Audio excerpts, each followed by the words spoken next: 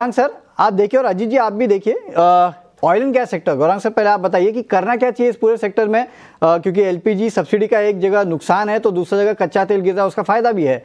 OMCs पे आपकी क्या राय है?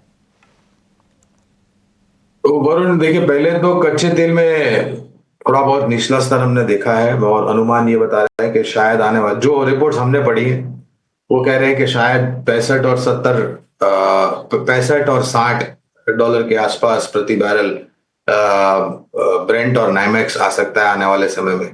तीनों ही ऑयल मार्केटिंग कंपनीज पर खरीदारी की जाए है, एचपीसीएल, बीपीसीएल, आईओसी। एक्सप्लोरेशन में हमारी खरीदारी की राय गैस अथॉरिटी ऑफ इंडिया गेल पर है।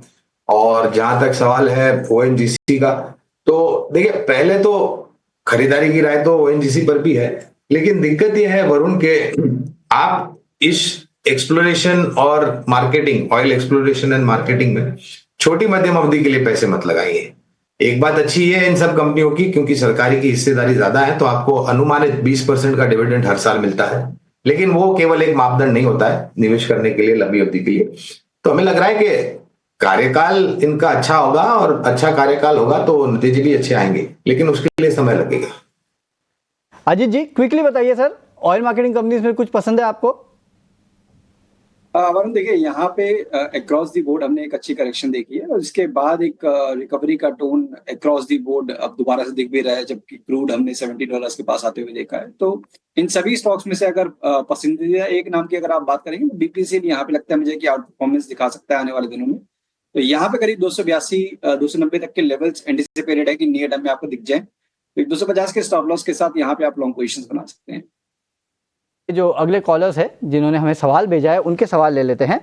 अभिषेक अंकुश ने हमें सवाल भेजा है, इनके पास इल्डा के शेयर्स है और 205 पर इन्होंने बाई किए हैं, करीब करीब 345 शेयर जो है इनके पास है। इनफैक्ट इल्डा की तो कल खबर भी आई थी कि इन्होंने अपनी जो बोरिंग प्रोग्राम है उसको बढ़ाया है और इल्डा एक ऐसा स्टॉक रहा है जहाँ पे लगातार हमने तेज़ी देखी है। हालांकि पीछे कुछ समय में अगर आप देखेंगे तो गिरावट देखने मिले, इनको यहाँ पे थोड़ा बहुत नुकसान जो है वो साफ देखने मिला है, करीब करीब 18-19 हज़ार रुपये के आसपास का नुकसान है।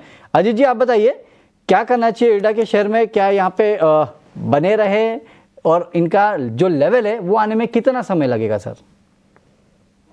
देखिए वरुण, काफी समय लग सकता है कंसिडरिंग कि जिस तरीके से हमने देखा है कि अक्रॉस दी पीएसयू पैक ये यहाँ पे करेक्शन देखने को मिली थी और जो भी स्टॉक्स फैंसी में थे उन सभी में पिछले करीब 6 महीने में एक अच्छी करेक्शन, जिसमें से कि इल्डा में भी करीब 300 से आप 140 ऑलमोस्ट 50% की करेक्शन के बाद अब थोड़ा स्टेबिलिटी आते हुए देख रहे हैं। तो रिकवरी के केस में 160 170 ये पहला पड़ाव होगा, जब ये निकल जाएगा तब जाके इनके लेवल्स आने का पॉसिबिलिटी दिखेगी करीब 200 के पास जो इनकी बाइंग गाइडेंस दिया है। तो मेरे हिसाब से अगर इनका 6 महीने से साल भर का भी हुआ है तो ये बने रह सकते हैं। अब 130 के लेवल के नीचे क्लोज नहीं होना चाहिए स्टॉक को, तो वही उनका स्टॉप लॉस रहेगा। अदरवाइज फिर ये और लंबे टाइम के लिए कंसोलिडेशन चला जाएगा और शायद नुकसान और बढ़ जाए। चलिए, तो ये राय आती हुई इल्डा के शेयर पे।